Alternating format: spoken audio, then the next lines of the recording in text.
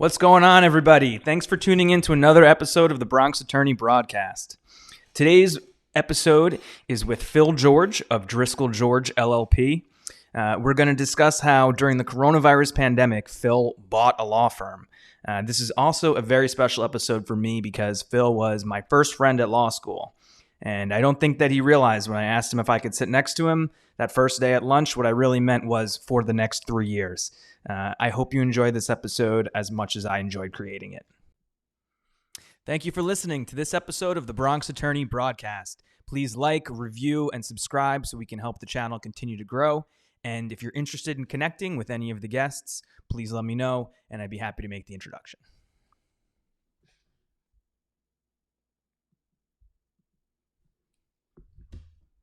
What's up, Phil? Thanks for sitting down to talk to me tonight. What's up, Will Ferraro, injury attorney? Before we get started, why don't you just introduce yourself and tell me about where you work and what you do? I'm Phil George. I have my own law firm in Rockland County. It's a real estate law firm. It's called Driscoll George.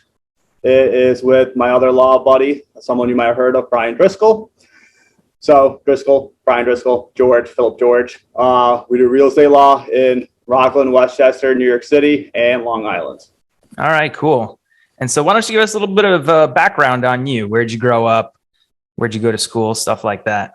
Okay, so I grew up in Rockland. Originally was born in White Plains, lived in Westchester and Ossining. Lived in India for 4 years. Then I came back to Ossining, lived there, and then moved to Rockland when I was in sixth grade. Graduated from Clarkstown South, and then went to Binghamton for undergrad, where I did like a pre-law program, philosophy, politics, and law. Then I worked for a year at a real estate firm in Rockland and went to St. John's with you.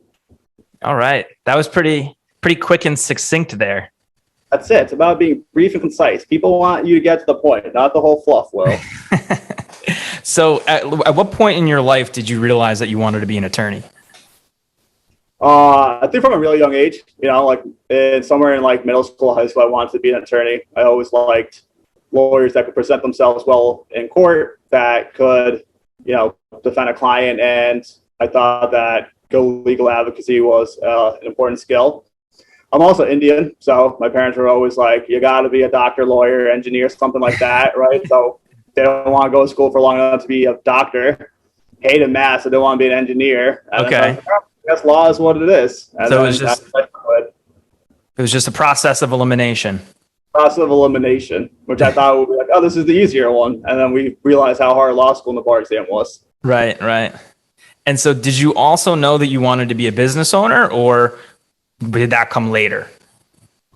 I think that came like a little later. I remember being in law school with two of my law school professors, and they both at different points were just like, Phil, you're not a lawyer. I was like, what? I was like, this is the third year of law school. What do you mean I'm not a lawyer? They're like, you're a businessman. I'm like, okay.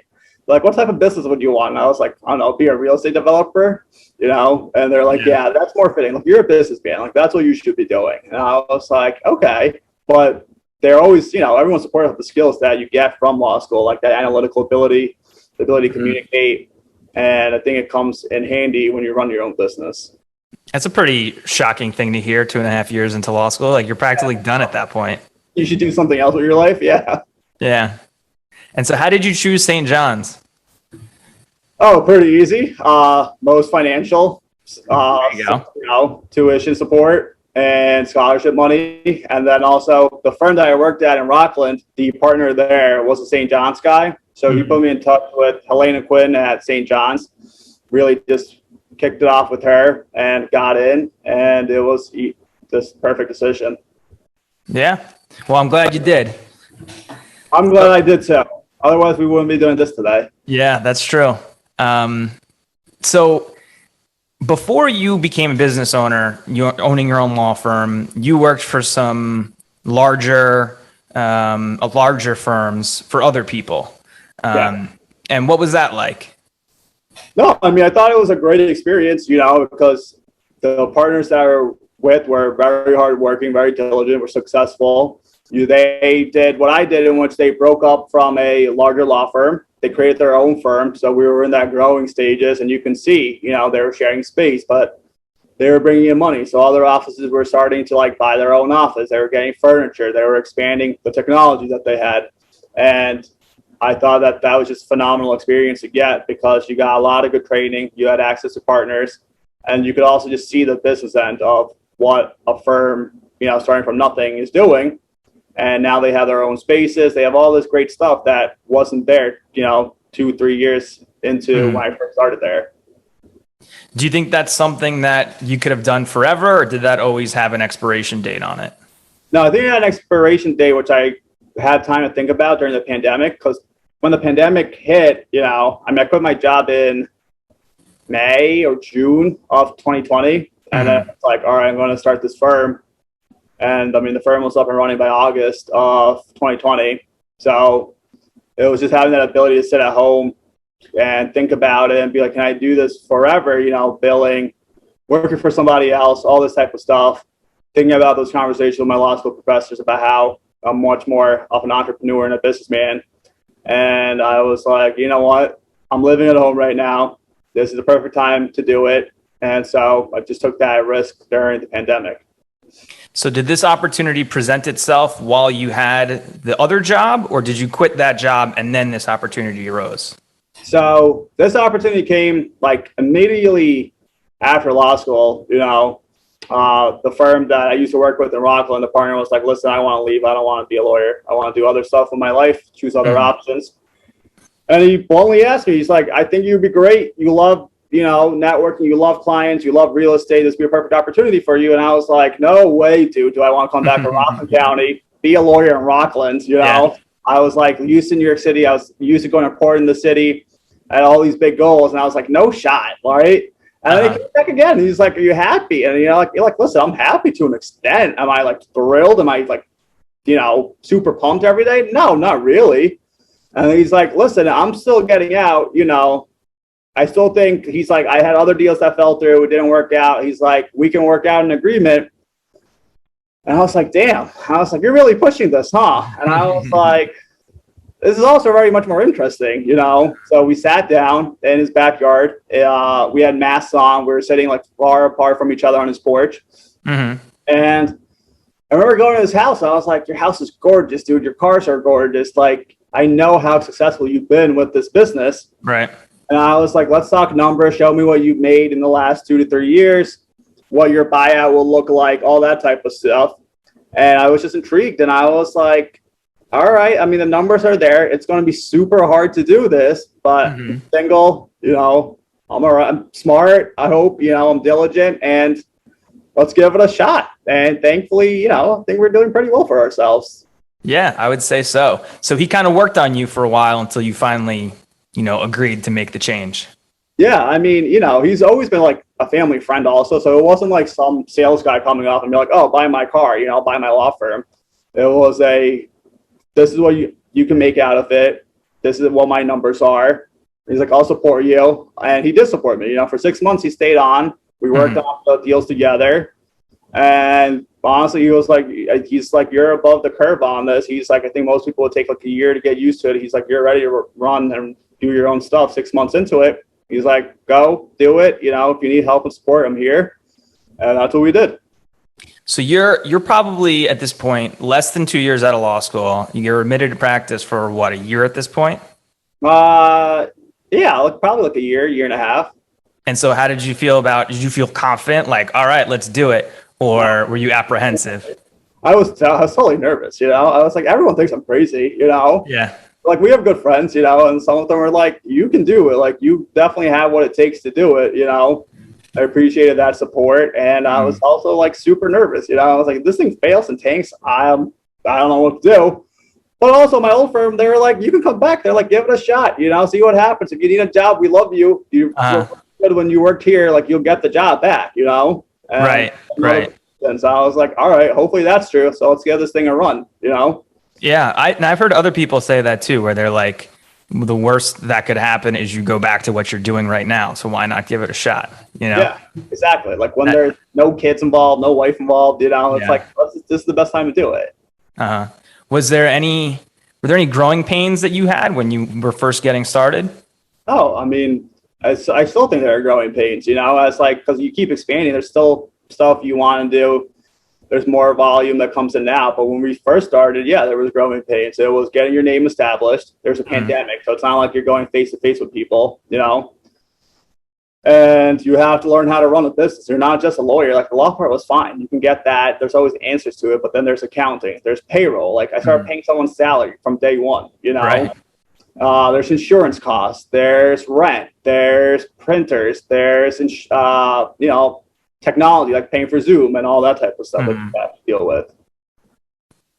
Okay. So then what was it like when the person that you bought it from finally decided to say, you're ready, here you go, you're out on your own now?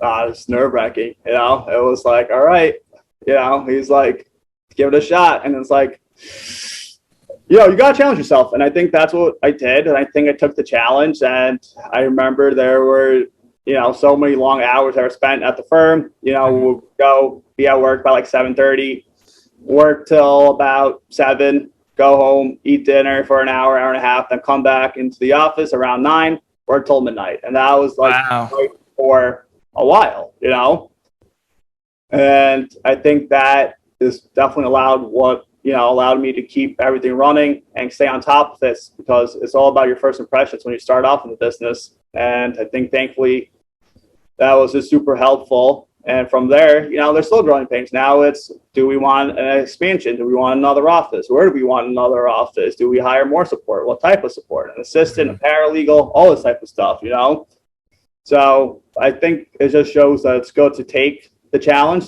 approach it head on and do a really good job at it. And then I think you'll always have growing pains, but that's part of being a business owner. And then so between the time that the previous owner left and eventually you decided to bring in another partner, Brian Driscoll, another classmate of ours, how long were you just doing it by yourself as the only attorney in the firm? About 6-7 months. And then how did you come to the decision, or how did you approach, bringing in Brian as a partner? We just had so much business. I showed Brian the checks, that we were making. And I said, listen, man, there's so much business here. Mm-hmm. And, Brian had a great job and everything. And I was like, let's take a shot. I was like, you seem like you want to do this. You've been interested in this since the beginning, which I told him I was going to do this. He was like, keep me informed, keep me in the loop about it. He's like, if you do a good job, maybe I'll consider joining you. And Brian gave, good advice during the whole creation of the partnership, the buyout agreement, all that type of stuff. Mm-hmm. And I think eventually he was like, all right, let's take this risk. And he quit, which is crazy when he quit. It's like, that's like, I just made someone quit their job. I was like, I can't mess it up now. Hope this works. I was like, it worked good enough for me. Now I got to convince my buddy to quit his job, join, and move to Rockland from the city. Right. And I was like, all right, we're feeding 3 people now. Let's do it. And so was there any hesitancy in hiring a friend of yours or bringing in a friend to be a partner? Yeah, there's a lot of hesitancy. It's like you have that additional pressure and being like, listen, if this messes up, you're going to get blamed. His parents are going to be pissed. Our friends are going to be like, what happened? And it's like, oh my God, I don't know what happened.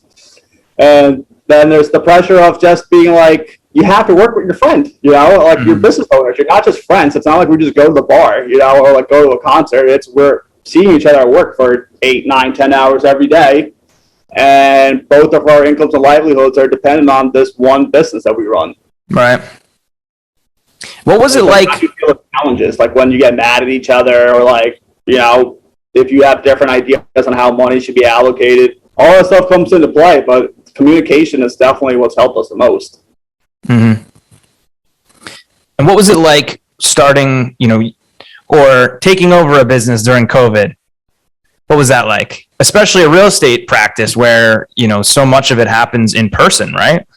Yeah, it's a lot of it's in person, but it's also like the weekends when you come in and you're doing QuickBooks and you're learning how to do accounting, and then you're reconciling escrow accounts, and then it's meeting clients, it's meeting real estate agents, it's meeting developers, and then you're dealing with a pandemic that's slowing down real estate transactions. Title searches aren't coming in as fast, and people are just waiving everything, waiving their inspections, waiving their appraisals, waiving their mortgage contingencies, all stuff that you haven't seen in decades in the market, and making sure that people clearly understand the risk that they're taking when they waive it, and if they can actually waive it, right? And now you're doing remote closings, you're doing remote contract signings, and then there's issues with that, with checks getting lost and FedEx packages coming late and all that type of issues coming up into play.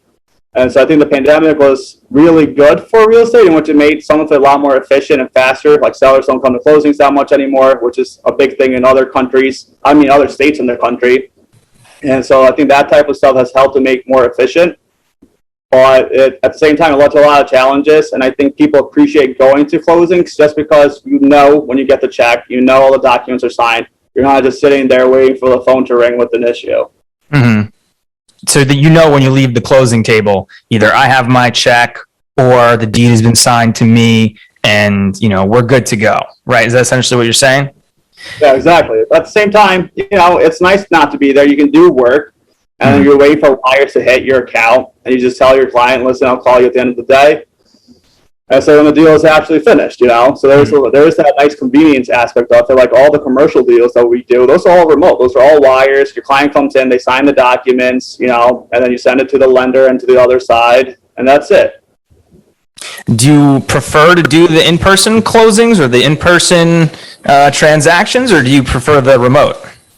I like the hybrid. I like if I'm a sales attorney, I like my client coming in ahead of time, going through the closing numbers with me, signing as many documents as we have available for them, and then taking the power of attorney, finishing the closing, and being able to move on.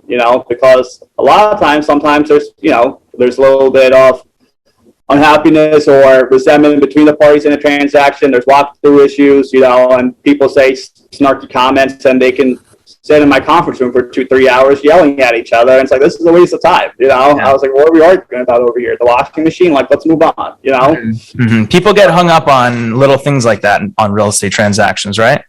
Yeah, because, they're buying their biggest investment, and you expect sometimes you expect, to be treated a certain way, and you wouldn't treat someone the way that you're being treated. So it makes you very resentful. And as an attorney, as an agent, your job is sometimes just put in perspective and be like, listen, you're buying an $800,000 house. $100, yes, it's unfortunate, but how long are you going to sit here? Are you actually going to kill the deal over it? So that's what you have to do sometimes, just be a mediator in these types of situations. This episode of the Bronx Attorney Broadcast was brought to you by me, Will Ferrero. I'm an attorney in prior law right here in the Bronx, and we primarily practice in personal injury. However, we do also do a variety of areas of practice. So I can help you with just about any sort of legal issue that you might have. I'm admitted to practice both in New York and New Jersey. And if it's not something that I can personally help you with, I can connect you with someone in my network of attorneys who is best equipped to help you with your legal issue. You can find me on Instagram and on Twitter at Bronx Attorney. You can send me an email, Ferrero@Prior Law, or call me at the office, 718-829-0222. And now back to the show. Like, how is it dealing with different people, different clients, personalities? Do you find yourself playing, therapists sometimes? What's that like? I know about breakups. I know about ex-boyfriends, ex-girlfriends, ex-husbands, ex-wives, the kids, the Mercedes, who paid for the Mercedes. I hear everything, and I'm like, oh my God. I'm like, it's 6:30. I want to leave, And this all comes up in the context of real estate transactions? Everything happens in a real estate transaction, If there were no clients or anything, the transaction would be so easy. But there's people, it's in the contract that the artwork, was included, and then the artwork's not there. And it's like, what happened to the artwork? Oh, the movers must have taken it, So the artwork back, And then it's like, well, if he doesn't do this, I gave him my TV for free. I'm going to come back and take my TV. And it's like, oh my God, Yeah. So stuff like that happens all the time. And within the past year, we've seen kind of like a real estate transaction boom, right? Where there was a period where there was so many transactions happening. How did you handle that? Long hours, man. Long hours. It was. Well, it was one of the decisions why I was like, we need Brian here. It was also just the hours were crazy. They were there for so long because you had so many deals. You had to go to all your closings, but then you have to send out contracts and you got to deal with issues when they appear on the transaction. Mm-hmm. And then you have to do all the behind the scenes stuff because your escrows are just, there's so much money coming in and out of the accounts, so escrows had to be managed. And there was, payment off your different vendors and stuff like that. That also had to get done. There just wasn't enough time in the day. So you would be working 6 hours, 6 days a week. Right. Or grueling hours, And so, as you know, I do personal injury where, one case could, be a result in a large fee for the firm. But with real estate transactions, it's a smaller fee. So how do you keep, bringing in clients all the time? I just think it's how knowledgeable you are, your communication skills, your responsiveness is very big, And I think the technology that we have as a law firm to do with the DocuSign, the different Adobe features that we have, the amount of money that we spend on Microsoft, I think it allows us to make our process a lot more streamlined because a lot of these lawyers that were older are still doing the paper stuff, and they weren't sending contracts via electronic emails. And it would just take them a lot longer to draft contracts when we have custom programs that draft contracts for us, that put in the terms, that we put in the templates and the bookmarks of the document, we put it into our software and the software will populate everything. So instead of your paralegal going back and finding an old form from an old file, you have everything saved, you go into it, you plug in the information, and it's automatically created for you, which allowed us just to be a lot faster and more efficient. Okay, so you're able to do more because your tech enables you to, work faster. Yeah, our tech definitely helps us. It makes us way more fast, much more efficient, and allows us to handle the volume that we have. Okay, and do you do any marketing, advertising, word of mouth? Where do you find your clients? Zero advertising. If you Google us, you'll find the website, which is a nice website, but there's no Google business. There's no Facebook, there's the Instagram that I don't know how to get onto the Instagram, I need to figure that out. But no, there's zero marketing, which is the crazy thing about how well we've done is that it's just been word of mouth. It's just been word of mouth and referrals. And is that referrals from, previous clients, realtors you work with, inspectors, all of the above? Yeah, all of the above. Okay. What would you say your greatest success thus far has been? That we haven't failed, that most businesses go bust in a year. We've made it past that 1 year as like Driscoll George. And the future is much brighter for us with the potential opportunities that we have and the amount of deals that are coming in and our reputation with top real estate agents and top builders and lenders. And I think that is definitely our greatest success so far. Would you say that you like being a lawyer more or that you like being a business owner more? Wow. I do not know the answer to that question. I don't have this, so I don't know if I like it running a business more or being a lawyer more. There are definitely aspects of being a lawyer that I love, which is helping clients do a process and accomplishing results for them, going through complicated stuff like air rights, zoning, violations that pop up, title issues. And I think I like the mental challenges of being a lawyer. But at the same time, I like being a businessman in which I can see where our money is being allocated, who is giving us the most amount of business, where we should be allocating our marketing and resources towards, what our potential target areas are for development and growth. I think there's really just a lot of pros in both of them.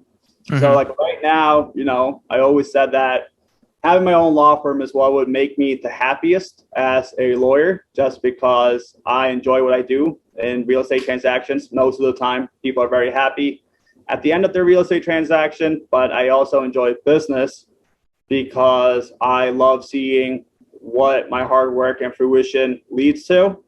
And I love the challenges of running a business, although there are definitely stuff that I don't like dealing with when it comes to business. But I think you need those uncomfortable moments and like those tough situations that you have to handle because they just make you grow so much as a person. And once you're over it, you're like, you know what, it wasn't that bad. Yes, it sucked for a while, So it just definitely helped you develop as a person. What are the most difficult aspects of owning a law firm? We're a bunch of 20-year-olds that tell 50-year-olds what to do, and it's I think that's definitely something to do with that, because they're like, why should I listen to you? Why should I listen to, someone so young, stuff like that? And it's like, well, our numbers speak for themselves. The number of transactions that we've done in a year and a half are, I don't know right now what the current count was, but it was probably in the 200 something ranges. And the amount of volume, just like if we calculated the purchase price of every deal is millions of dollars of deals, Right. Easily. And so I just think like that type of stuff is just very cool and fascinating to see. Mm-hmm. And so now that you've been a country lawyer for the past 3 years, do you miss the old being the old city attorney, or what? Of course. There's something about being in Manhattan and doing big real estate deals in Manhattan that are complicated that is definitely fun. And when we get them, I take them because I miss that challenge sometimes, But listen, us country guys have a lot of issues to deal with. Fences and sheds and like this nonsense, riparian rights, the Coast Guard having access to our clients' properties to go and maintain it because it's on the Hudson River, stuff like that your Fifth Avenue deal doesn't deal with, but your Fifth Avenue deal has a whole bunch of other stuff with the condo plans and all that type of stuff that you have to resolve. Right. Do you feel like you're ever going to branch out into other practice areas, or are you going to stay with real estate transactions? Oh, see, now you're putting me in a weird spot now, because there is a certain personal injury lawyer that I have a lot of respect for and I hold in a high regard. He's not necessarily a city lawyer. He thinks he's a city lawyer, but he's on like a little island doing his own thing. It doesn't happen to be in the Sound, does it? I think so. I think it is. So yeah, obviously other practice areas are really good. Trust and estates, wills, that all go very hand in hand with real estate. Mm-hmm. But it's not something that I want to necessarily learn, right? Like I don't want to learn the complicated trust stuff. I'm good with real estate. I want to do more stuff in real estate and figure out expansion in real estate. But I know that there's a bunch of good practice areas that go hand in hand with real estate that should definitely be considered. Trust and estates, tax, real estate litigation, obviously. Yeah. Co-ops, its own separate thing. So I think stuff like that is definitely intriguing. And like, I think that's where the business side comes out of, And I think that's fun. And so if you were to add, a trust and estates practice area, then you would maybe look to hire somebody else to try to keep some of that business still at Driscoll George. Yeah.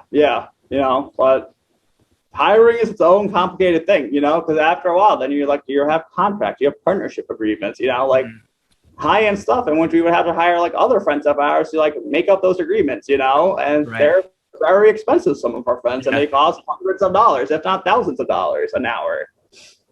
I was going to say, what would you say your goals for the business are? Well, I think what our goals for the business are is to bring in hopefully like an extra 50 to 75,000 in profit in the next year, on top of what we made last year, to potentially get a second office, a satellite office. Okay. And most importantly, just to maintain our reputation and to keep bringing in new builders, lenders, and real estate agents to use us. So you mentioned your reputation a couple of times. Is the real estate community fairly small that you need to make sure that you maintain your reputation?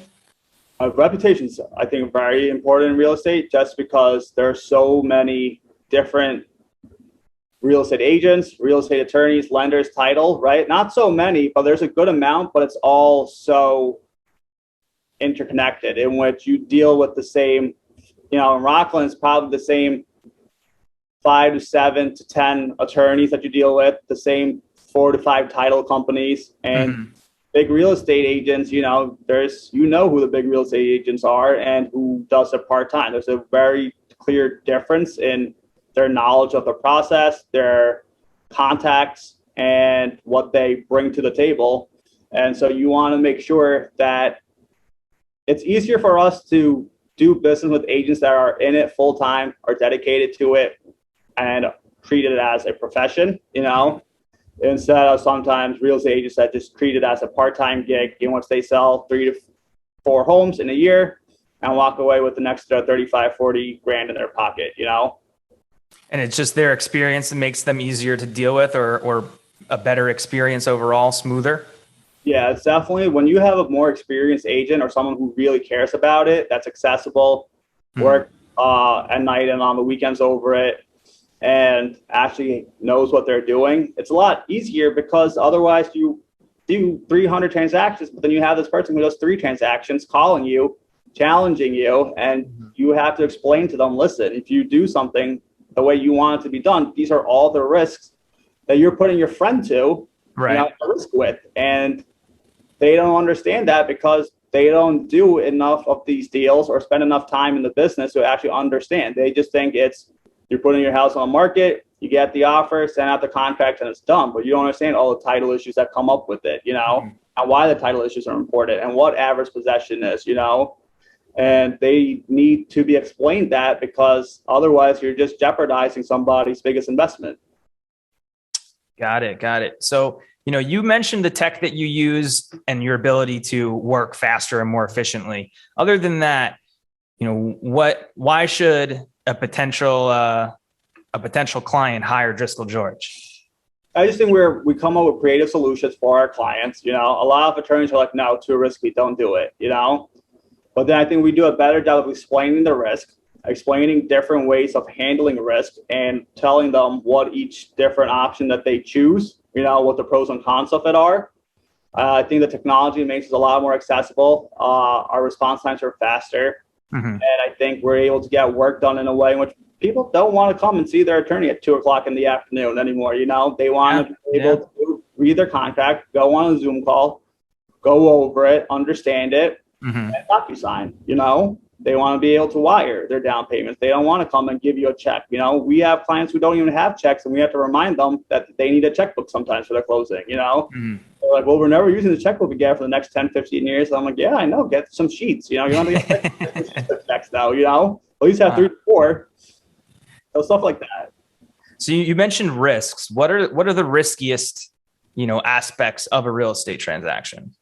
I really just think it depends on the deal, right? So when people are coming in and just saying, oh, we're going to waive our appraisal, it's like, well, what happens in you have a loopy appraiser come in and say that the property's worth $70,000 less than it's actually worth. You have 70 grand, for example, to make available. Now, that's not necessarily the cleanest example. There's a lot more intricacies that go into that, depending on what the loan is and how it's structured. But simply say it comes in $70,000 less, do you have $70,000? And they're like, no. Now it's like, okay, well, then you can't say your appraisal's waived, but we can do a limit, right? If the property comes in $25,000 less, you'll be willing to put in $25,000, and make up a difference that way. You can't just be like, appraisal's waived.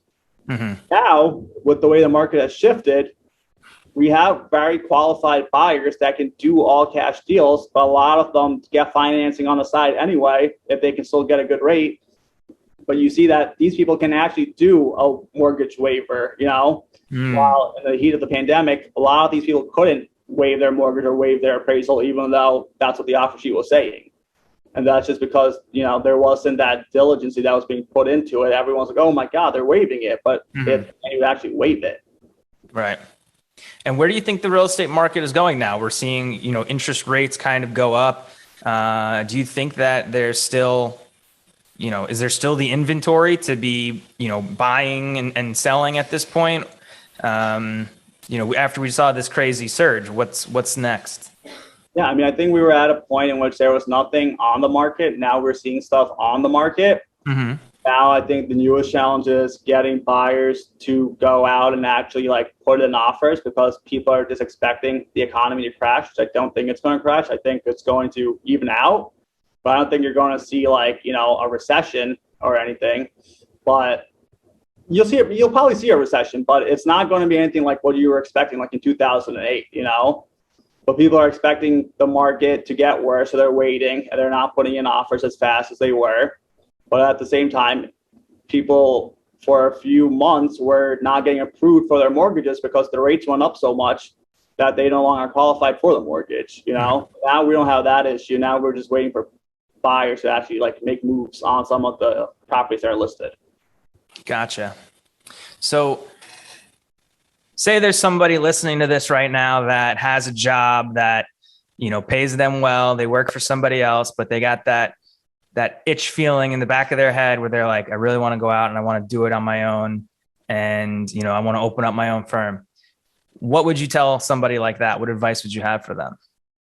I would, if they want to do it, I think it should be in a field that they know, and or that they know someone is in. Because for me, it was super helpful to just go to other law firm owners and just be like, how is it? What are the biggest challenges that you have?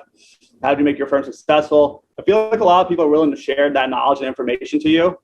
And I also think you really have to do your due diligence. You have to make sure you know what the balance book's going to look like, what the balance sheet's going to look like, because you need to understand expenses and income and revenue and make sure that you actually did the savings for the 6, 8, months to a year to make sure that you have money backed up, because it takes time to make a profit off of these things. There are definitely months in which you're just paying expenses and your employees and barely taking home anything to yourself. And then there are other months in which you're bringing home a decent amount of money, and you just have to understand that there's no more a set paycheck. You're not getting 4,000, 8,000, 10,000 biweekly. You don't know what your numbers are going to be. Because as a business owner, you have to not only do the work, do the accounting, right? Do insurance, but then you also have to do marketing and everything else that's associated with the business. Okay. I think that's good advice. And so if somebody who's listening or watching, if they want to hire the best real estate firm in Rockland County, where do they go? Oh, come on. You know that. The best real estate firm in like Hudson Valley in New York City, Driscoll George, all day. You got a phone number or an email? 5634-6291. Phil at Driscoll, like the strawberries, Driscoll, George, George.com. There you go. Thanks, Phil. Thanks, Will. Thank you for listening to this episode of the Bronx Attorney Broadcast. Please like, review, and subscribe so we can help the channel continue to grow. And if you're interested in connecting with any of the guests, please let me know, and I'd be happy to make the introduction.